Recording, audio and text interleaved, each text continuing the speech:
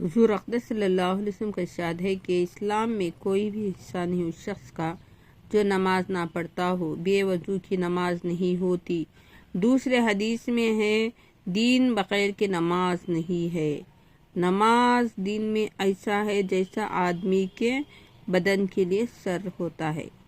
دیکھیں کتنی بڑی حدیث ہے نبی پاک صلی اللہ علیہ وسلم کی کہ ہمیں ہاتھ نہیں سو آدمی دیکھیں، پیر نہیں سو آدمی دیکھیں، آنکھ نہیں سو آدمی دیکھی، سر نہیں سو آدمی دیکھ کوئی۔ اسی طرح ہمارا دین میں ہمارے نماز کا ایسا ہی درجہ ہے کہ نماز نہیں تو آدمی کا دین ہی نہیں، جیسا سر نہیں تو آدمی نہیں، ایسا نماز نہیں تو دین ہے۔ اسی طرح ہمیں کیسے گونگے موکے کو سب دیکھ کو ہی ہمیں اسی طرح ہمیں نماز کو بھی ایسے ہی جاندار سمجھنا۔ جاندار نماز نہیں تو آدمی ہی نہیں، جانداری سے نہیں۔ نماز نہیں تو آدمی کا کوئی بھی اسلام میں حصہ نہیں ہے۔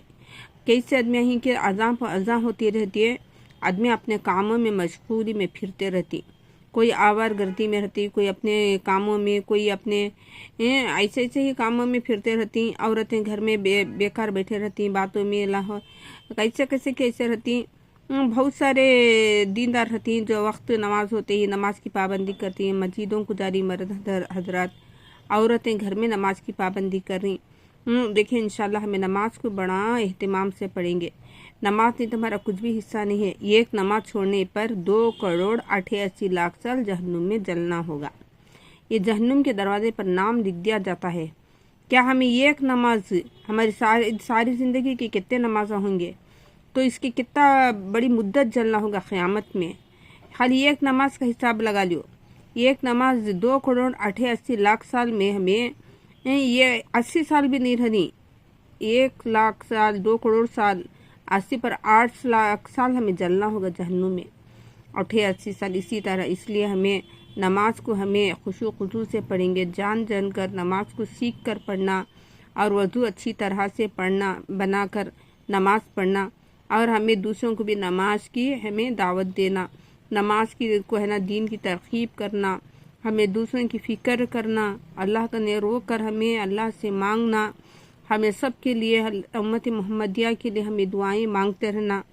ہمیں خود پڑھ لیں گے، ہمیں خود آخرت بنا لیں گے کہ تو یہ نہیں ہوتا، ہمیں اللہ کا نے جا کر ہمیں خسارے میں ہو کر کھڑے ہو جائیں گے۔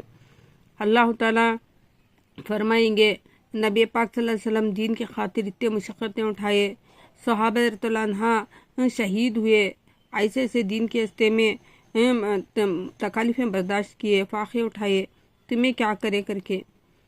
دیکھو ہم نا اللہ کے فضل سے اللہ تعالیٰ ہم نا اچھا گھر، کھانا، کپڑے، ہر چیز اللہ تعالیٰ ہم نا دے کر ہی ہمیں نماز میں سستی نہ کرتے ہوئے ہمیں دوسروں کو ہمیں نا ایک حکمت کے ساتھ، فون میں بھی تو بات ہوتی رہتی ہے، آس پڑوس بھی رہتی ہے، رشتہ دار بھی آتی ہیں، ان کو ہمیں سب 4 باتوں کے بعد دنیا کی ہمیں 2 بات کریں گے۔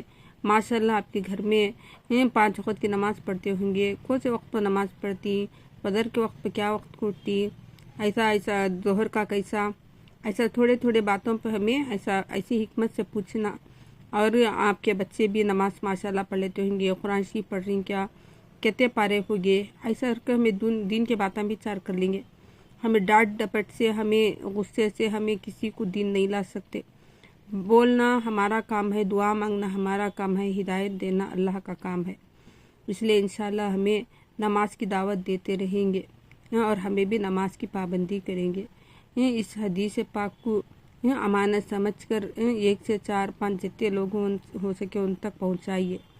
جو پڑھیں گے اللہ، جو بھٹکے ہوئے صحیح راہ پہ آ جائیں گے تو اللہ تعالیٰ ہم سب کی بخشش کا فرمان لکھ دیں گے اور ذریعہ ہمیں بن جائیں گے، اور جو بھی عبادت کرتی ہیں اللہ ان کا ثواب پورا دے گا، اور ہم نہ بھی اللہ تعالیٰ اس کا اجر بہت زیادہ دیتی۔